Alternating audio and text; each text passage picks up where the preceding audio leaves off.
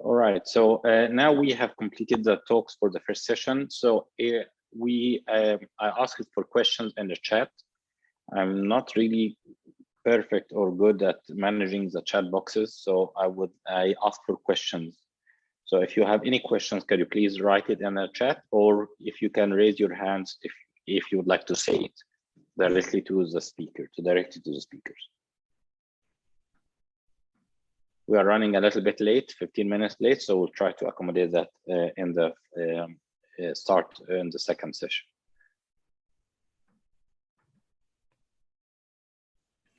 So far, no questions.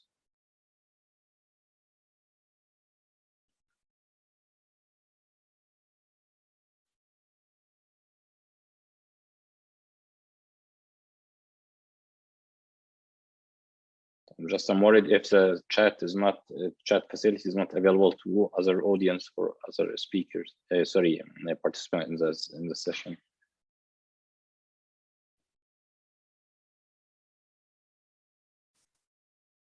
If I start, there is a question to you, Andrea, if that's okay.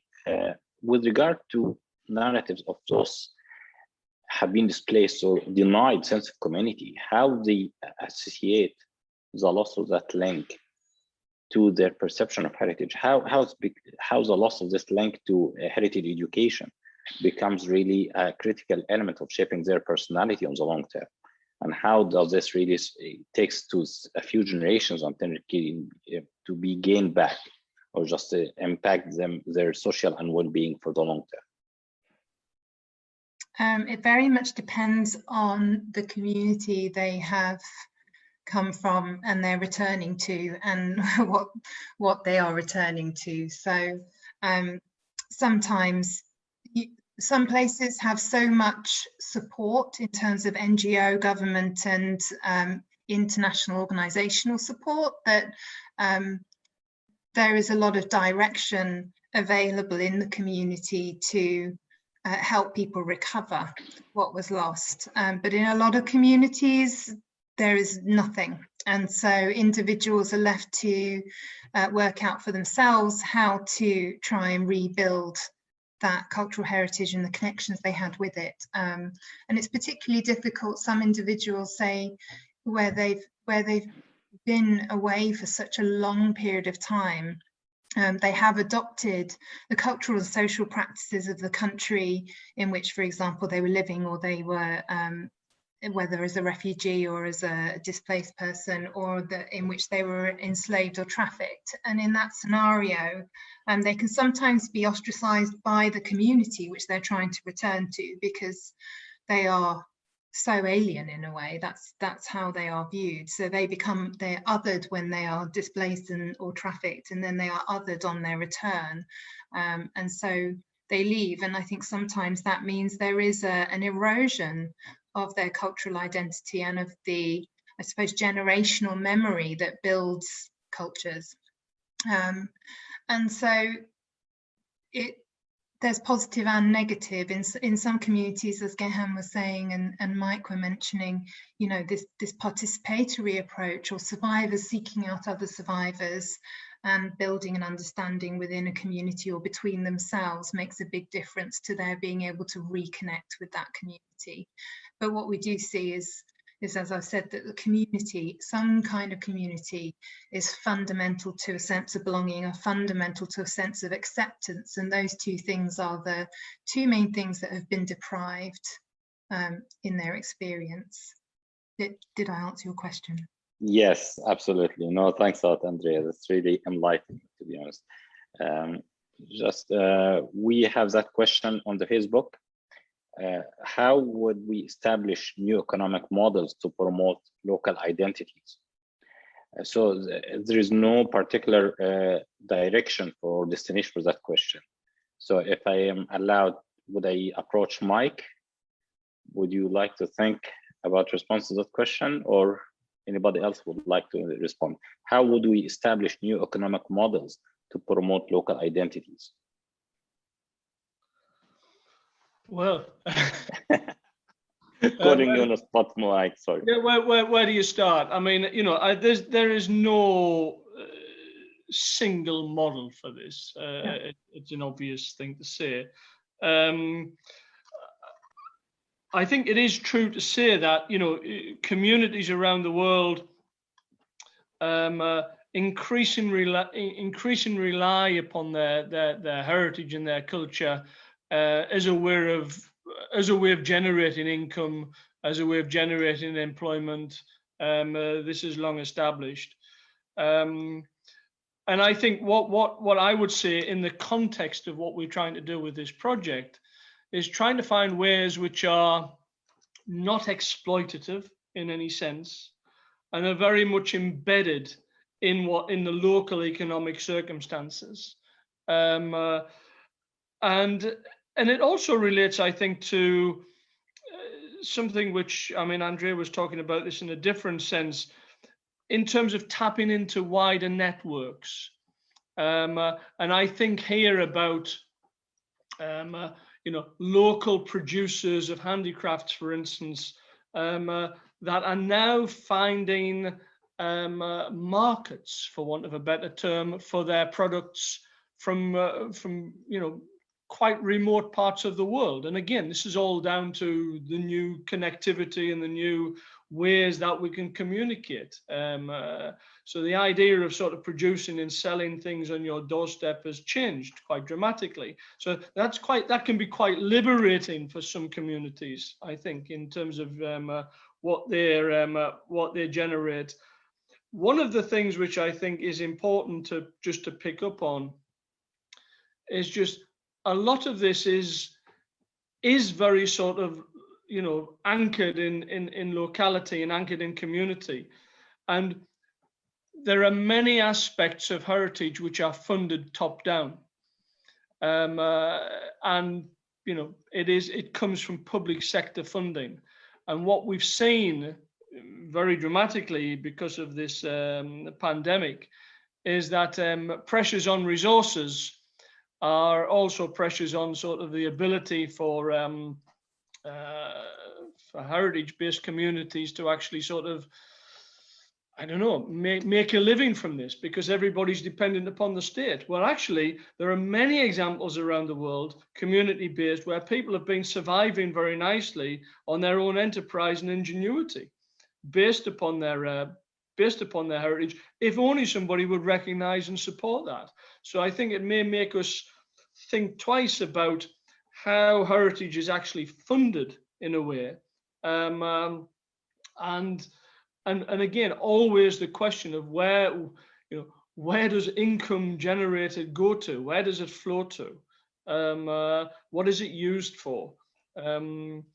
So, I mean, there's lots of questions to unpack in that. It's a very sort of fairly sort of cursory answer to a very difficult question, but I'd be very happy if my colleagues want to add to that. Thanks a lot, Mike. Maybe I will just come to reflect on a small thing, that an example of how heritage is integrated into the community's way of life. Because heritage, if it's not part of that integration, just the socioeconomic well-being of society, it won't sustain itself. It won't last for long. And one of the examples that we will hear more about it in the India hub on Wednesday, it will be the bangle craft making in Fairuzabad. And it's really fascinating, and I won't reflect much about it for now, but just how the whole town, the whole city is just connected about a smaller insulars, a group of people doing one component on it in a kind of a manual way that really connects the spaces, the homes where the material are stored, how they are connected and how they are transported to another part of the town to complete the following series. And if you look at this, we have really, as a work that by Anjali Mittal in the School of Planning and Architecture in Delhi, in New Delhi, it's fantastic. It's just unpacking how such a craft making process that lasted despite all the challenges of global tourism and lack of income, but just it's a way for so many thousands of people within the city, and how this is really actually is integrated in a way that really makes that social organism work, the well-being work, the income generation work. And it's something that really model in We have seen similar cases in Mosul, in Iraq, in Baghdad, and other places. And in every place, in every community, you will find that heritage that has sustained long period of time somehow is integrated that way of life. Once it starts to be disconnected, then there will be struggle, because if it's not self-sustaining, or perhaps tourism, as we have seen it recently, some of these source manufacturing or economies are just being created to suit tourism, for tourism and economy. But then when tourism stops, then they struggle to survive. And that's why it's actually the community basis seems to be more sustainable, more long-term thing and self-sufficient. While the tourism, international travel kind of related economies might be vulnerable when things happen like the pandemic. Thanks. I think this, as you mentioned, Mike, is not a single model, but just is a number of interpretations and different practices and way of operations that we have. It has been really so far an eye-opening for us. Any other questions? Sorry, any other responses to this question? I have one question to Andrea. Sorry, I could not. Majdi Faleh, could you please? Yes. Thank you very much. Thank you very much, Gamal, and everyone for your presentations. So my question to Andrea is, recently we published a book on the African migrants and refugees experience in Melbourne's public housing estates in Australia. And we observed that there is a constant need for the recreation of a sense of home that is vital for migrants and refugees through tangible and intangible heritage, through migrating intangible heritage that helps create a sense of belonging and effective integration for these particular communities. Now, I looked at the rights lab research projects, a wide variety of projects from across the globe, in particular Africa, and I wonder if you touched on this notion of the recreation of a sense of home through heritage in some of your projects, or the notion of resilience that is mentioned in some of these projects. I wonder if you could elaborate on this particular point. So recreation of a sense of home for people, or a sense of resilience through heritage, through elements that are dear to these communities, these displaced, or these displaced communities, for example. Thank you. So I'd be really interested in reading your book. So if you wouldn't mind putting the title in the chat, then I will buy it. It's actually free of charge. Oh, wonderful, even better. Yeah, I have a book coming out in March next year, which does touch on some of those elements. The Rights Lab is working on some projects relating to resilience, but not really around heritage and belonging and the sense of home and community. But maybe, maybe this is something we need to develop a bit further. It's such a broad church at the Rights Lab. A lot of people are more focused on business and law and policy, for example. So there's a few of us working on well-being, for example, and then my own analysis on narratives. But yes, nothing. It would be interesting to explore that beyond what I've got in my book that will eventually be published. Right. Yeah. Thank you. I'm sorry, thanks of Majdi, and Majdi is a research coordinator for the Tunisia Hub, and hopefully we'll hear from him and the Tunisia team tomorrow morning. If I allow me, I know there are some questions start to come, but we are running a little bit late. So if you allow me, I will bring this session to a close, and we'll give a break for 10 minutes. I'm sorry that we might be 20 minutes late to start the next session, but I think everybody needs kind of a 10 minutes break, coffee break, and then we'll come back 11:10 to start the following session. And if we have further questions for the speakers, they will remain with us until the end of the second session. So when we will have lunch break, and we can extend a little bit some of the questions and answers. And please feel free to chat directly and share your questions to really get some answers or connect.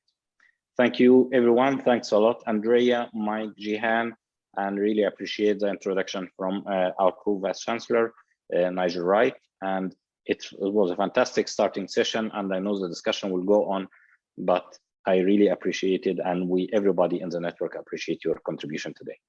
Thanks, everyone, and then break for 10 minutes, then we'll get back to Nottingham in 10 minutes time.